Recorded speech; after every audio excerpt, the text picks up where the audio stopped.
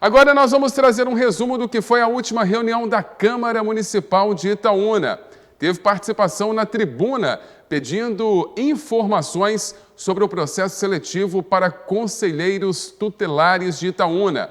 A gerente superior de trânsito também esteve presente para esclarecer o pedido de subsídio de ajuda para o transporte coletivo de Itaúna. Confira os detalhes com Cristiana Nogueira. A reunião ordinária da Câmara Municipal de Itaúna desta última terça-feira não teve matérias de ordem do dia, mas foram apresentados vários pedidos de informação. A itaunense Viviane Conceição participou da reunião através da tribuna e pediu transparência no processo de escolha dos conselheiros tutelares de Itaúna. Alguns dias após a prova, foram publicados 7 nomes aptos e o meu não estava entre eles. E como uma pessoa que já fiz vários concursos públicos, eu fui observar se alguma questão caberia recurso. Ocorre, senhoras e senhores, que nenhum dos candidatos que fizeram a prova tiveram acesso a ela. E isso nos impediu de entrar com recurso.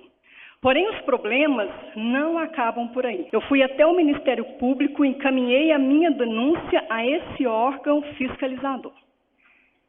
Ontem, na parte da tarde, eu fui recebida no Ministério Público para saber mais detalhes sobre a minha denúncia.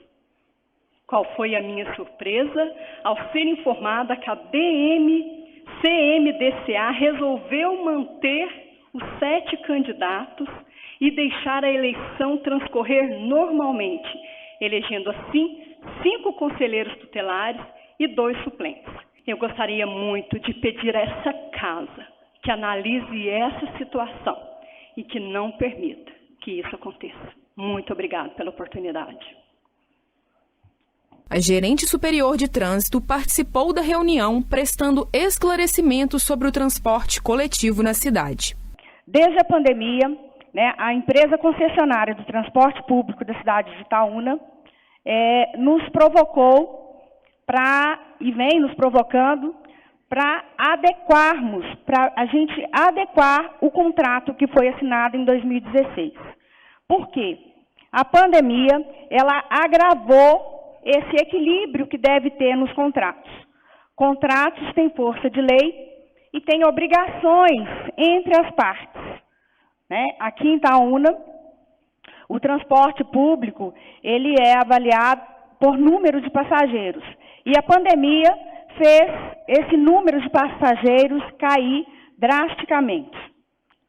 O prefeito, Neider Moreira, ele pediu que não aumentasse a tarifa, que nós fizéssemos uma conta para que os R$ 5 da tarifa atual se mantivesse até dezembro de 2024. Então, nós temos dois valores para apresentar, 2 contas distintas. Uma contratual, que é lei, e a outra para não ter aumento de tarifa até dezembro de 2024. O mestre e doutor em Engenharia de Transportes, Renato Guimarães, apresentou o estudo que indica o porquê a Prefeitura está solicitando subsídio para a Via Sul. O que acontece, aí dando um panorama nacional, a gente vive um momento ímpar nos sistemas de transporte público coletivo por ônibus no Brasil. Itaúna não é divergente das demais cidades brasileiras. E a crise tem sido, e numa pesquisa recente feita pelo governo federal, indica que os prefeitos têm colocado que o transporte coletivo urbano hoje é o maior problema de suas cidades. E isso se agrava, acho que por 2 fatores. A gente tem, não é só a pandemia, mas desde 2014 a gente tem observado nas cidades brasileiras a redução sistêmica do volume de passageiros no transporte coletivo. Isso a gente tem observado desde 2014. E que isso, como no Brasil a gente tem um processo onde quem paga por esse serviço é único e exclusivamente o usuário, então a gente pega o custo desse serviço e divide pelo número de usuários pagantes. O que acontece com o passar dos anos? com a redução do volume de passageiros, o custo aumenta na tarifa. Bom, e a gente, como esse usuário vinha reduzindo sistematicamente, o que acontece a partir de 2014 é que segurar a tarifa, ou seja, não dar aumento de tarifa, isso começou a trazer um desequilíbrio nas contas que culmina com a pandemia. A pandemia acelera esse processo, porque, ao mesmo tempo que se tem uma redução mais drástica ainda da demanda, o momento inicial posto foi que, olha, temos que garantir o licenciamento e temos que garantir que o serviço funcione. Então, o serviço nesse período não ficou coberto.